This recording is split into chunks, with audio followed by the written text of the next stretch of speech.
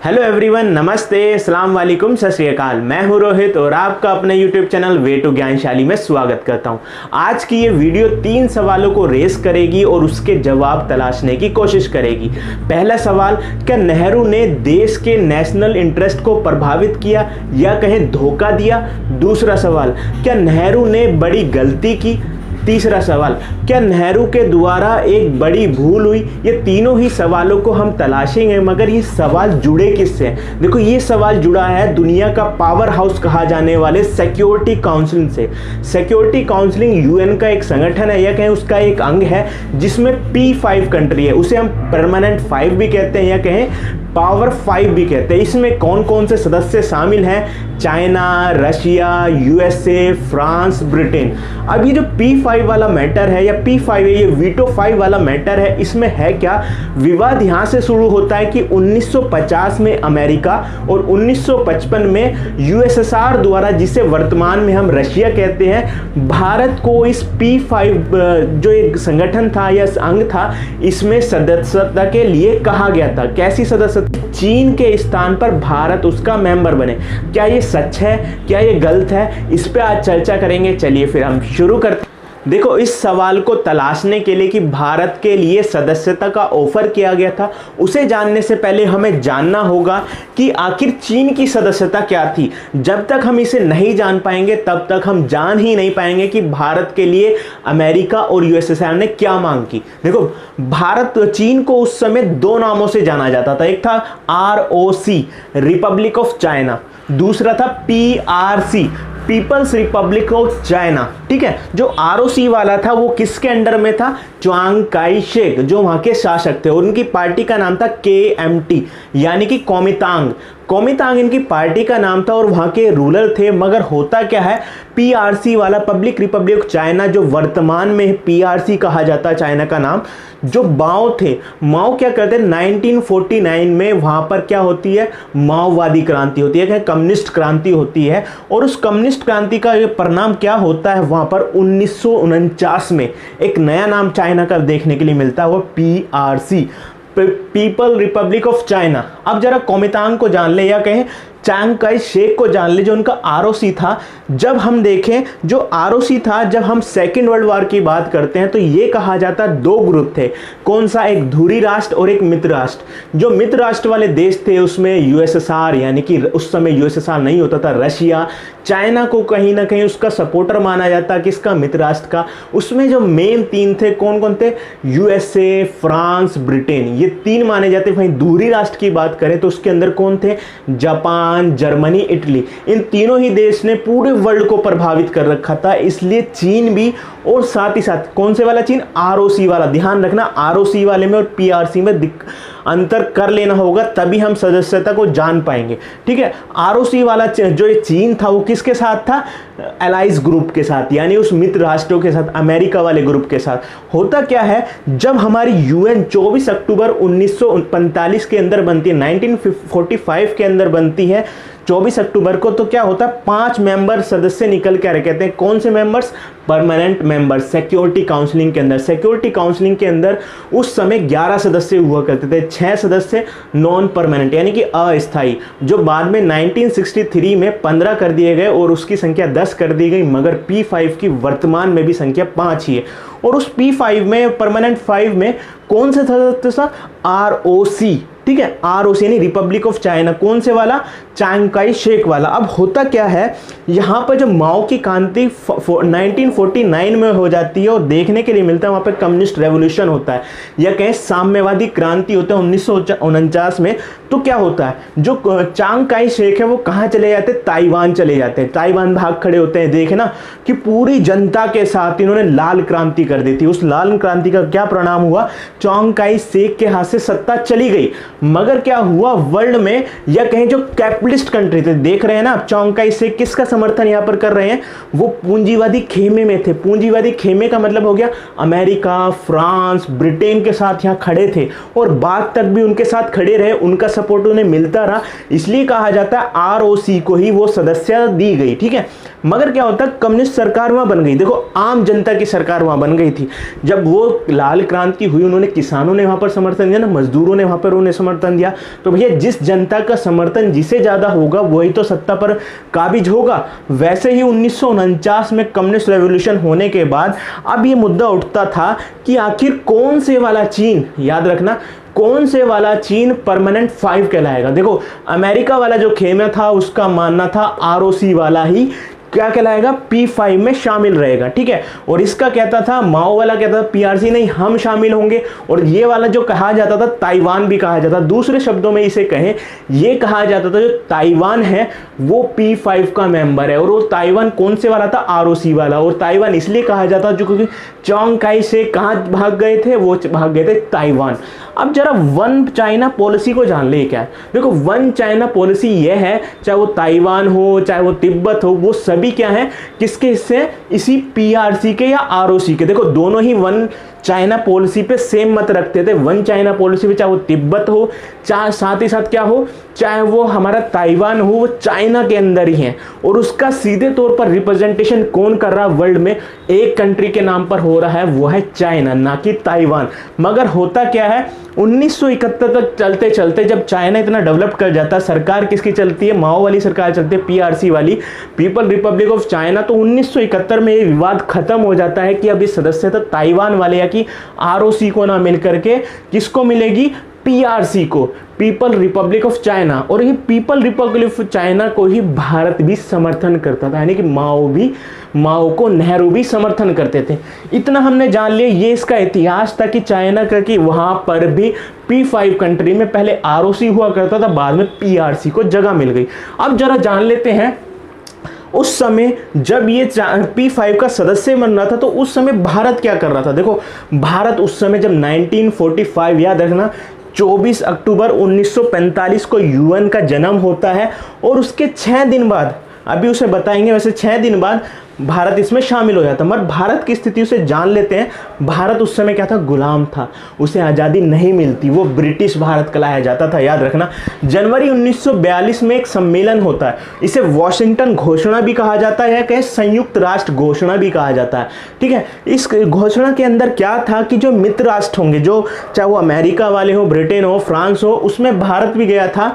ये कहा गया क्योंकि ब्रिटिश भारत का हिस्सा था, याद रखना, ये कहा गया कि हम एक संस्था बनाएंगे, एक ऑर्गेनाइजेशन बनाएंगे UN जैसी। साथ ही साथ हमें क्या करना होगा, 1942 की कहानी बता रहा हूं मैं कि क्या करना होगा। सबसे पहले हमें खत्म भी किसे करना होगा, वो जो हमारे दुश्मन हैं, जर्मनी, जापान, इटली, इनको, क्योंकि इससे पूरी दुनिया प्रभावित हो रही है। और इसी के साथ यहाँ पर मित्र राष्ट्र साथ में आते हैं और साथ ही साथ भारत भी इसका सदस्य होता है। तो इस घोषणा में भारत शामिल हुआ कि हाँ UN जैसी संस्था बनना चाहिए। यानी कि देख रहे हैं ना, भारत उस समय गुलाम था, ब्रिटिश भारत था, फिर भी भारत ने अपनी हामी दी। ऐसी अंतर्राष्ट्रीय संस्था को वो चाहता कि एक अंतर्राष्ट्रीय सरकार बने जो देश में, वर्ल्ड में क्या लाए, पीस लाए, स्टेबिलिटी लाए, सिक्योरिटी लेकर के आए, युद्ध और झगड़ों से दुनिया को दूर रखे। वहीं इसकी नींव जो डलती है, जो एक्चुअल में नींव मानी जाती है, वो है अप्रैल 1945 में। अप्रैल 1945 में यहाँ देखें USA में, अमेरिका में एक शहर है सैन फ्रांसिस्को में कॉन्फ्रेंस होती है। इसमें 50 से लगभग 50 देश शामिल थे और उस 50 में 51वां देश भारत भी था। यहाँ पे 51 देश शामिल होते हैं और उस समय जो इनके सदस्य थे ना, बहुत सारे सदस्य यहाँ पर शामिल होते हैं। और ये कहा जाता है कि इस दौर में एक बड़ा सम्मेलन था जब पूरी दुनिया सेकेंड वर्ल्ड वार झेल रही थी या उससे निजात पाना चाह रही थी। तो क्या होता है, यहाँ पर निकल के आता है कि वो हमने समाप्त कर दिया और हमें देखने के लिए मिलता है संयुक्त राष्ट्र संघ की एक्चुअल में घोषणा, वास्तविक में घोषणा की UN बनेगा। और उसका परिणाम क्या रहा, देखो इसमें भी 1945 वाली बैठक हो या 42 वाली बैठक हो, भारत इसमें शामिल रहा ब्रिटिश भारत के रूप में, यानी गुलाम भारत के रूप में। अब 24 अक्टूबर 1945 को नींव डल जाती है और 30 अक्टूबर 1945 को क्या होता है, इंडिया भी एक इसका संस्थापक सदस्य बन जाता है। याद रखना, संस्थापक सदस्य, 6 दिन बाद ही भारत जुड़ जाता है इसके साथ और उस बैठक में भी शामिल होता है। तो अब क्या हुआ, गुलाम भारत था इस समय, साथ ही ब्रिटिश भारत था। अब ये सवाल जरा उठता है कि भारत तो देखो उस समय गुलाम था, क्या ये चांग काई शेक क्या विदेशी थे? विदेशी नहीं थे, चीन गुलाम नहीं था, वहीं के शासक थे। बस होता क्या है, वहां पर कम्युनिस्ट विचारधारा प्रबल होने लगती है, इसलिए माओ क्रांति कर देते हैं और बस वो जो शासक था चांग काई शेक, वो ताइवान वाले क्षेत्र में भाग जाता है और उसका जो PRC किया वहां पर सत्ता स्थापित हो जाती है। तो उस समय जो P5 थे अमेरिका, रशिया, ब्रिटेन, फ्रांस, सी यानी चाइना। कौन से वाला चाइना था अभी? ROC वाला चाइना। याद रखना, जो यहाँ पे सदस्यता बनी थी, जब संगठन बन रहा था, वहाँ पर सहमति च्वांग काई शेक ने की थी, और उस समय शक्तिशाली राज्य हुआ करता था, ये देश हुआ करता था, इसलिए चीन को परमानेंट सदस्य बनाया गया। ठीक है, ये भी कहानी जान ली कि भारत की जब ये बन रहा था उस समय स्थिति क्या थी। देखो उस समय तो कोई विवाद रहा ही नहीं कि भारत को क्या मिलनी चाहिए, स्थायी सदस्यता, क्योंकि भारत उस समय गुलाम था, और ब्रिटेन ये बिल्कुल नहीं चाहता कि जो उसके दुश्मन है, दुश्मनी तो थे कि अब क्या क्या, जो उगते सूरज का देश ब्रिटेन कहा जाता था, उसे डुबा दिया एक गांधी वाले देश ने, जहां पर उस क्रांति के द्वारा, शांतिपूर्ण क्रांति के द्वारा। तो अब वो ब्रिटेन थोड़ी चाहेगा कि हमारा ही दुश्मन, या कहें हम जिसने हमें पूरे वर्ल्ड में कमजोर कर दिया, उसे ही हम किस में लेकर के P5 में। तो ये कहानी यहाँ खत्म हुई। अब अगली कहानी की ओर चलते हैं। 1950 का एक कोरिया वार होता है। 1950 के कोरिया वार को क्या कहा जाता है? ये वार था, जो ये युद्ध था, इसने क्या किया, एक्चुअल में कोल्ड वार चालू कर दिया, या कहें जो विचारधाराओं के आधार पर वार चल रहा था, साम्यवादी, दूसरा पूंजीवादी, उसमें क्या हुआ, कोरिया वार हो जाता विचारधारा के आधार पर। देखो कोरिया पहले ना किसके अंडरटेकिंग में था? जापान के। जापान उस पर राज करता था, मगर होता क्या है, जैसे सेकेंड वर्ल्ड वार में देखो किसने कमजोर कर दिया? USA ने जापान को कमजोर कर दिया, हिरोशिमा और नागासाकी पे बम गिरा करके। उसके बाद उसके साथ ट्रीटी कर ली। कैसी ट्रीटी? डिफेंस ट्रीटी, कि हम आपकी संरक्षण करेंगे, और ये चला जाता है, आज़ाद हो जाता है कोरिया। मतलब जब आज़ाद हो जाता है तो वो दो टुकड़ों में बढ़ जाता है, या कहीं दो ग्रुप में उस समय बढ़ता है। बाद में वो देश बनते हैं 1953 में, जब युद्ध समाप्त होता है। यहाँ पे नॉर्थ कोरिया और साउथ कोरिया के बीच युद्ध होता है। उस नॉर्थ कोरिया और साउथ कोरिया में देखा क्या जाता है, USA साउथ कोरिया के साथ कूद पड़ता है। साउथ कोरिया के साथ जब वो टूट पड़ता है, यहाँ पे 15 सदस्य उसके साथ होते हैं। USA ने UN के अंदर प्रस्ताव पारित कराया जाता है, उसके बाद वहां पर वो शामिल होता है। अब जो यहाँ पर दूसरा ग्रुप था वो था नॉर्थ कोरिया। आखिर नॉर्थ कोरिया का साथ कौन दे रहा था? देखो नॉर्थ कोरिया का साथ देता रशिया और चाइना। कौन से वाला चाइना? PRC वाला चाइना, ना कि ROC वाला चाइना। ठीक है, तो यहाँ पर इन दोनों के बीच युद्ध होता है, और इस युद्ध में देखने के लिए क्या मिलता है, जो हमारी P5 कंट्री है, परमानेंट 5 कंट्री है, आपस में ही क्लैश करने लग जाती हैं, आपस में एक दूसरे के खिलाफ विरोध करने लग जाते हैं।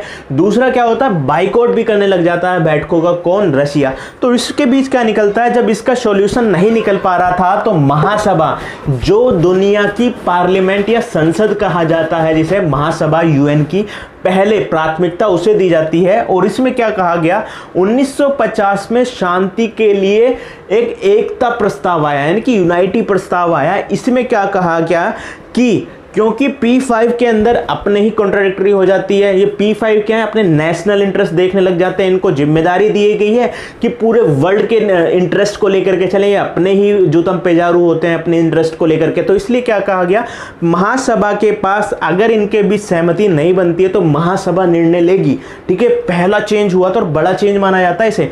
महासभा निर्णय लेगी, महासभा को जहां सेना भेजनी होगी, जहां विवाद को हल करना होगा, वो संयुक्त राष्ट्र को या कहें संयुक्त सुरक्षा परिषद को कहेगी। तो ये चेंज था। इसमें क्या हुआ, ये जब विवाद हो रहा था, ये कोरिया का युद्ध चल रहा था, तो ये आपने देख लिया शांति के लिए एकता प्रस्ताव। तो इसमें पता चल रहा है ना कि ये दो ग्रुप बट गए। यहाँ दो ग्रुप बटने का कारण इसलिए बताऊंगा क्योंकि हम यहाँ देखेंगे कि कैसे कोल्ड वार में भारत का फायदा उठाया जाता है। ठीक है, यहाँ पर गुट बट गए हैं। पहली बार उसके विचारधारा के आधार पर हमने देखा कि कोल्ड वार चालू हो चुका था और पूरा एक युद्ध भी हो चुका था। हालांकि बाद में 1953 में युद्ध शामिल हो जाता, और 1953 में जो युद्ध शामिल हुआ, क्या उस युद्ध को शांत कराने में, क्या उस युद्ध में दोनों को पीछे हटाने में, क्या उस युद्ध में समझाने में भारत का कहीं पक्ष था? क्या भारत ने वहां हेल्प की? देखो भारत ने बहुत बड़ी हेल्प की थी उस समय। भारत के नेहरू ही थे। उन्होंने क्या हुआ, वहाँ UN के अंदर एक पीस कीपिंग फोर्स होती है। देखो UN की कोई खुद से सेना नहीं होती है। UN के जो सदस्य हैं, जो इतने सारे सदस्य हैं, वर्तमान में 193 या 4 के करीब सदस्य हैं, वो क्या है, वो अपने सदस्य भेजते हैं, अपनी सेना भेजते हैं, अपनी पुलिस भेजते हैं, अपनी मिलिट्री भेजते हैं, अपने डॉक्टर्स भेजते हैं, अपने एडमिनिस्ट्रेशन भेजते हैं कि पीस कीपिंग फोर्स के लिए। और इसका क्या काम क्या होता है, लड़ना काम नहीं होता, इनका काम हथियार उड़ाना नहीं होता है, बस अपनी सेफ्टी के लिए हथियार चला सकते हैं। इनका बस क्या होता है, जो समझौता इन दोनों के बीच हुआ, जिस भी कंट्री के बीच हुआ, वहां पर हमारा काम है शांति लाना। इसलिए इसका नाम पीस कीपिंग फोर्स है, ना कि लड़ाई करना। ठीक है, इस पीस कीपिंग फोर्स में भारत पहली बार इस मिशन में जाता है और इस मिशन में क्या होता है कि पैरामिलिट्री फोर्स भारत की जाती है, मेडिकल टीम को भेजा जाता है जो इन दोनों युद्ध में घायल हुए, वो जो घायल हुआ बैटल ग्राउंड था वहां से लोगों को यानी सैनिकों को उठाकर वहां से इनका इलाज करते हैं, अपनी जान पर खेल करके उन सैनिकों का इलाज करते हैं, उन्हें सुविधा देते हैं, चाहे वो पानी की हो चाहे उन्हें खाने की हो उस समय, और साथ ही साथ इन दोनों की मध्यस्थता कराने में भी भारत का रोल रहता है। अब आपने पीस कीपिंग मिशन को तो जान लिया, पीस कीपिंग मिशन में ना भारत के लिए आपके लिए गर्व का मुद्दा है, क्योंकि वर्तमान में देखें ना लगभग 43 से 44 मिनट में भारत एकमात्र देश है जिसने इतने सारे मिशनों में भाग लिया और सबसे ज़्यादा सैनिक जो हैं भारत के ही इसके अंदर गए हुए हैं, लगभग 1,80,000 के करीब। और साथ ही साथ देखें जो भारतीय सैनिक शहीद हुए हैं वो भी सबसे ज़्यादा भारतीय ही हैं, ठीक है। उसके बाद पाकिस्तान का नंबर आता है वैसे तो, ठीक है। यहाँ पर पीस कीपिंग फोर्स की बात की, यहाँ पर भारत ने मध्यस्थता कराई, यहाँ पर उनके जो सैनिक थे उन्हें शांति दी या कहीं उन्हें सहायता करी, उन्हें मेडिकल ट्रीटमेंट दिया, और जब वो भारत लौट आते हैं तो उन्हें क्या है हमारे राष्ट्रपति राजेंद्र प्रसाद ने उन्हें ट्रॉफी देकर के पुरस्कारित किया। तो इसमें भारत का पक्ष डाल लिया और यही नींव थी कि भारत ने नॉर्थ कोरिया और साउथ कोरिया से संबंध स्थापित करके शांति ला करके एक दूसरे का विरोधी नहीं बना, बल्कि उसने मध्यस्थता का बीच में भूमिका निभाई। और उसी का कारण है भारत और कोरिया मैत्री उद्यान, वहां पर एक पार्क बनाया गया, उद्यान बनाया गया, वहां पर 5 स्टोन रखे गए, पत्थर रखे गए, उस युद्ध का एक एक चीज उस पर बताई गई है, कैसे भारतीयों ने हमारी मदद की, इस युद्ध को शांति लाने के लिए मदद की, इस युद्ध में मध्यस्थता के लिए मदद की। देखो ये था 1950 का कोरिया वार। वो भी क्यों बताएंगे, वो भी इसलिए बता रहे हैं, उसके लिए आपको जानना पड़ेगा ये आज़ादी के बाद का दौर और इंडिया यूएसए रिलेशन। अब हम जानते हैं एक्चुअल में सवाल क्या है। 1950 से पहले जानने से पहले, प्रस्ताव को जानने से पहले हम जानते हैं जब भारत आज़ाद होता है उसने कहा कि हम एक नैम बनाएंगे, ठीक है। वो 1950 से 61 में नींव रख दी जाती है, चाहे वो बुडापेस्ट हो, ठीक है, या फिर बाडुंग सम्मेलन हो। उस समय कहा था कि जब नेहरू आज़ाद होता है, देखो हम किसी दुनिया में नहीं बटेंगे, हमारा क्या है हम आपसे भी हेल्प लेंगे, आपसे भी हेल्प लेंगे, मगर किसी विचारधारा के आधार पर आपका साथ नहीं देंगे, क्योंकि हम अभी आज़ाद हुए हैं और दुनिया के लिए हमें लड़ाई लड़नी। कैसी लड़ाई? मानव अधिकारों की, विकास के अधिकारों की, रेस के आधार पर ये सब आज़ादी करनी है। तो उसी के बाद क्या होता है, जब यहाँ से ना कोल्ड वार का जो नॉर्थ कोरिया साउथ कोरिया विवाद था, युद्ध था, यहाँ से अमेरिका बड़ा प्रभावित हो जाता है भारत के कामों से। अरे वाह यार, एक गुलाम देश था जो पहले, वो आज़ाद होकर के अब दूसरों की हेल्प कर रहा है, तो बड़ी अचीवमेंट है उसकी। अब क्या था, जब एक तो ये ध्यान माइंड में रख लेना, भारत एक ऐसी जगह स्थित है जो बहुत ही ना सामरिक दृष्टि से हर एक पावर के लिए, सुपर पावर के लिए हमेशा से इंपॉर्टेंट रहा, चाहे वो रशिया के लिए हो, चाहे वो यूएसए के लिए हो, चाहे वो ब्रिटेन के लिए हो। भारत ही तो था वो सबसे बड़ा जो जिसने भारत को सबसे ज़्यादा लूटा था। इतने सारे उसके गुलाम थे, मगर भारत को ही सबसे लंबे समय तक राज किया, और भारत लंबे समय तक तो नहीं मगर सबसे ज़्यादा लूटा धन। यहाँ पे उनकी औद्योगिक क्रांति में वो मदद की, और भारत के नीचे से हिंद महासागर जाता है, और भारत के हिंदुस्तान के नाम पर ही हिंद महासागर उसका नाम पड़ा है। तो यहाँ क्या कि भारत पे सब कंट्रोल करना चाहते थे, भारत को सब अपने पक्ष में रखना चाहते थे। 1950 में क्या होता है, P5 बन चुके थे पहले ही 1945 में, चाइना का ROC इसमें शामिल था, मगर अब क्या होता है, जैसे ही PRC आ जाता है, पीपल रिपब्लिक ऑफ चाइना, माओ वाला, तो मांग उठने लग जाती है कि हमें सदस्यता दी जाए ROC के बदले। वो तो एक ताइवान वाले क्षेत्र तक है, हम तो पूरे अपने देश पे राज कर रहे हैं। मगर इसी से प्रभावित होकर के, नॉर्थ कोरिया वाले वार से प्रभावित होकर के 1950 में ये कहा जाता है, पक्का नहीं है, ठीक है, मगर ये कहा जाता है कि एक अनऑफिशियल भारत के पास एक प्रस्ताव आया था कि हम आपको P5 में शामिल करना चाहते हैं। देखो, अनौपचारिक, अनऑफिशियल, ऑफिशियल कोई प्रस्ताव नहीं आया था। खुद इसका रिप्लाई कौन देते हैं, जब JN पारिक एक सवाल करते हैं नेहरू से, और 1955 में खुद खड़े होकर के नेहरू ये सवाल का जवाब देते हैं कि हमारे पास कभी भी ऑफिशियली यूएसए का कोई प्रस्ताव नहीं आया है, अगर आया होता तो पूरे भारत को पता चलता, हिंदुस्तान को पता चलता, और हम उस पर डिसीजन लेते तो पूरे भारत के अपने मंत्रियों से पूछ करके लेते। तो ऐसा कोई प्रस्ताव उसकी तरफ से नहीं आया। देखो, अनऑफिशियल है, तो यहाँ पर ये सुगबुगाहट तो जरूर थी कि देखो, जब विजय लक्ष्मी पंडित की बात करते हैं, अब ये विजय लक्ष्मी पंडित कौन है? विजय लक्ष्मी पंडित नेहरू की बहन थी, और कहाँ थी वो? राजदूत थी, एम्बेसडर यूएसए में। वो बाहर भारत के प्रधानमंत्री नेहरू को एक लेटर भेजती है और उसमें ये कहती हैं कि जो अमेरिका का जो थिंक टैंक है, विदेश मंत्रालय, वो क्या सुगबुगाहट चल रही है, वहाँ पे क्या बातचीत चल रही है, जो P5 में जो C वाला है, चाइना है ROC वाला, अब वो हो चुका है कमजोर। वहां पर ताकतवर बन चुका है कौन? PRC, माओ वाला। और माओ से कौन क्लस्टर था? USA।